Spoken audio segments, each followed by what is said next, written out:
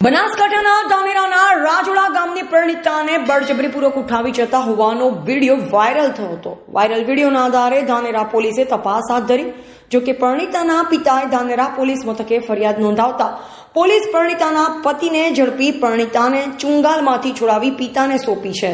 જોકે મહિલાને સાસરીમાં ન જવું છતાં પણ મરજી વિરુદ્ધ લઈ ગયા હોવાનો વિડીયો સામે આવ્યો.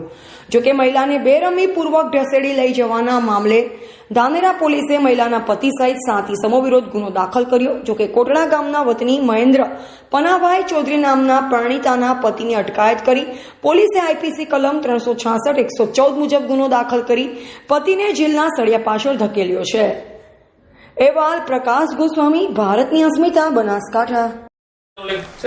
રાજોડાનો એક બનાવ એક વિડીયો વાયરલ થયો હતો. ખાસ કરીને વિડીયોની વિગત એવી હતી કે જે પરિણીતા છે તેને અપહરણ કરીને લઈ ગયા. શું સમગ્ર મામલો શું છે? એમાં એવું છે કે રાજોડા ગામની દીકરી છે, તેના લગ્ન રવિયા કોટડા ગામના છોકરા સાથે થયેલા છે, પરંતુ કોઈ મનમેળ ના આવતા દીકરી ત્યાં જતી નથી.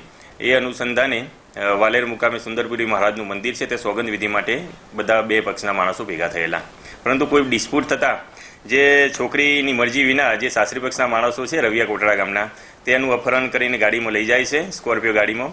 તેનો વિડીયો વાયરલ થયેલો છે અને જે અનુસંધાને તાત્કાલિક ગુનો દાખલ કરવામાં આવેલો અને અલગ અલગ 2 ટીમો બનાવી અને દીકરીને આરોપીની ચુંગાલમાંથી મુક્ત કરીને સુરક્ષિત તેના પિતાને સોંપવામાં આવેલી છે અને આરોપીઓ અત્યારે જેલના હવાલે છે. પત્નીનું અપહરણ કઈ જગ્યાએથી કર્યું છે? વાલેર મુકામેથી. મંદિરથી? હા, વાલેર મુકામે જે બાજુમાં બીજું એક મંદિર છે, સીતરાધોરાનું મંદિર, ત્યાંથી કરેલું.